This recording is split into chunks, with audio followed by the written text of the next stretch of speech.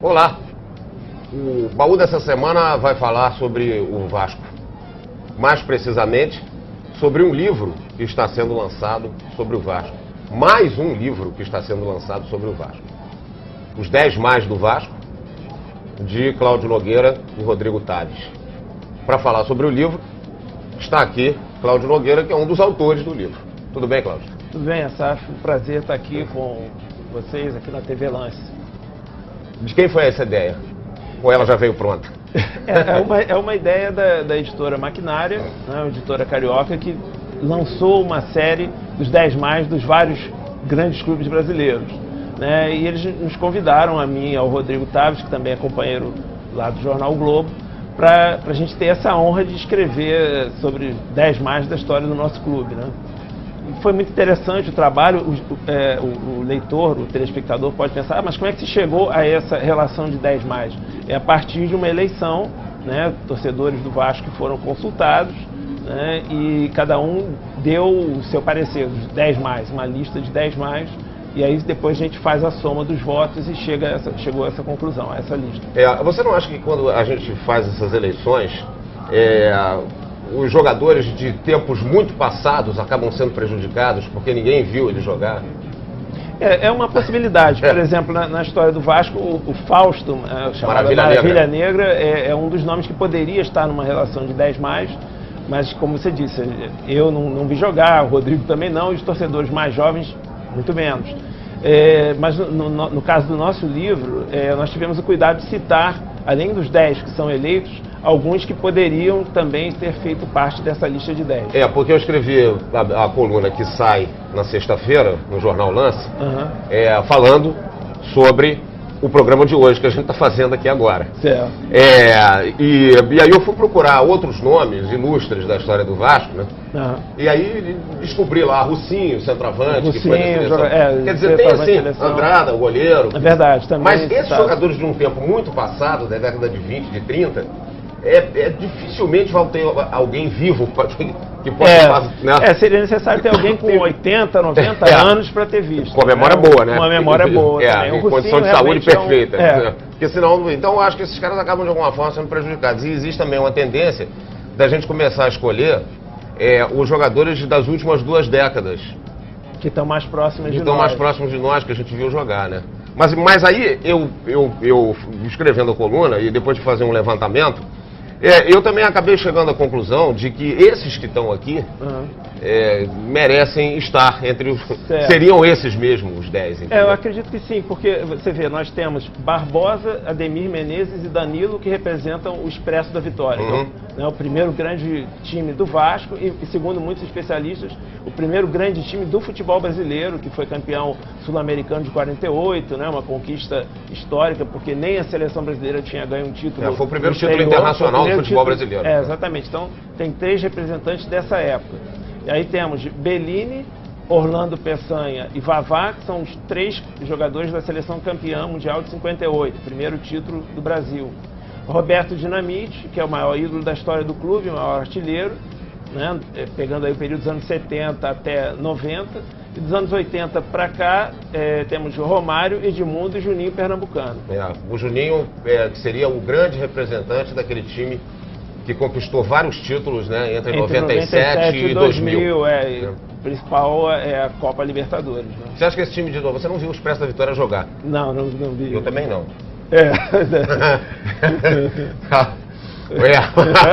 Não me peguem nessa. Será que vão acreditar que a gente não viu? Mas claro que eu já li muito sobre isso, muito. Né? Eu já vi trechos de filmes, enfim. Eu tenho mais ou menos uma noção de como é que esse time jogava. Era um outro futebol, um futebol mais lento. Muito mais lento. Né? Muito mais cadenciado e tal, mas nem por isso os caras deixam de ser craques. Mas talvez esse time de 97 a 2000... será que esse time não seria comparável ao Expresso pela quantidade de títulos que ele ganhou, pelos jogadores que ele reunia? Há quem compare, mas acho que o Expresso ele entrou para a ordem da mitologia, vamos dizer. Entendeu? Então acho que cada clube tem um time que é o seu ápice, um time mitológico na sua história. Então, no Vasco, a história, realmente, a mitologia do clube se construiu a partir do Expresso da Vitória. Então, acho que teria que surgir assim, uma equipe muito mais vitoriosa, se um dia o Vasco chegar a ser campeão mundial, por exemplo, para poder deixar o Expresso em segundo plano. Entendeu? Então, acho que o time de 97 a 2000 ganhou, por exemplo, ganhou uma Libertadores, que seria mais ou menos seria equivalente ao título de 48, sul-americano. Mas eu acho que na mitologia assim, da história do clube, o torcedor, mesmo o torcedor jovem, mas aquele que gosta de ler sobre a história do Vasco, vai pensar sempre no ponto alto, ali mais alto, o Expresso da Vitória. Porque hoje em dia, acho que isso é até mais divulgado. Sabe quando eu era criança, eu fui criado na Zona Sul, e eu frequentava Laranjeiras, Gávea, General Severiano e, evidentemente, o Maracanã. Sim. E depois eu chegava no Maracanã, na Zona Sul não tinha torcedor do Vasco. Era muito raro, era um ou outro. Eu tinha um tio não, que ele tá vivo. Tenho. Tá com 80 anos, mas tá vivo. Que era vascaíno fanático. E eu ficava imaginando, quando eu chegava no Maracanã, que eu via a torcida do Vasco, eu falava assim, mas de onde sai essa gente? Pessoal? Aí depois, quando eu fui estudar sobre a história do futebol, eu fui descobrir por que existia tanta torcida, né? Da onde ela vinha. Hoje não. Esse time que vai de 97 a 2000, eu acho que, e aí eu vou englobar toda a década de 90, porque o Vasco foi tricampeão, né? 92, 3 e 4, tricampeão carioca. Hoje tem muito torcedor do Vasco na Zona Sul. Eu acho que é por causa desse time. Formados por essa, seria a geração Edmundo, como a gente chama, né? É uma coisa que a gente até escreveu no livro. Edmundo, ele é muito importante na história do clube, história recente, e ele, para quem não viu Roberto Dinamite jogar, ele é o maior ídolo da história do Vasco. Então, os torcedores mais jovens, alguns deles até da Zona Sul, que viram o Edmundo jogar e não viram o Roberto, tem o Edmundo como o maior ídolo deles. E o Romário, ele não, a partir de um determinado momento, ele não passou a ter uma identificação, sei lá, eu não sei, estou te perguntando, claro. Uma identificação maior com o Flamengo do que com o Vasco? O Romário, eu particularmente gosto muito do Romário, tive a oportunidade, o privilégio de escrever sobre o Romário nesse livro, e o Romário ele conseguiu ter identificação com os dois clubes. Tá? A origem dele é no Vasco, os títulos mais importantes dele, né, campeão brasileiro, campeão da Mercosul, são no Vasco. Agora, a identificação dele com a torcida do Flamengo, nós temos que reconhecer, é muito grande. Então ele consegue ter esse privilégio de ser amado por duas das torcidas mais importantes e maiores e mais importantes do Brasil. O que vocês fizeram aqui? Vocês descrevem a carreira de cada um desses jogadores, é isso? A gente procurou traçar um perfil, né, de cada um deles. Alguns, infelizmente, já falecidos, outros muito doentes. Por exemplo, o caso do Bellini, né? A gente não conseguiu ter acesso ao Bellini porque ele sofre de uma doença, o mal de Alzheimer, mas a gente conversou com parentes e tal. A gente procurou se informar sobre como era essa pessoa, não só dentro de campo, como também fora de campo. Dos 10 que estão aqui, 5 já se foram. 5 já falecidos. Barbosa, Ademir, Danilo, Orlando e Vavá, exatamente. O Barbosa, especificamente, também foi um capítulo escrito por mim. Eu tive a oportunidade de conhecer o Barbosa em 98, quando o Vasco completou o seu centenário. O Globo trouxe o Barbosa de São Paulo, de Praia Grande, né, no estado de São Paulo. Barbosa, Roberto Dinamite, Brito, Vavá, para participarem de um almoço de comemoração do centenário.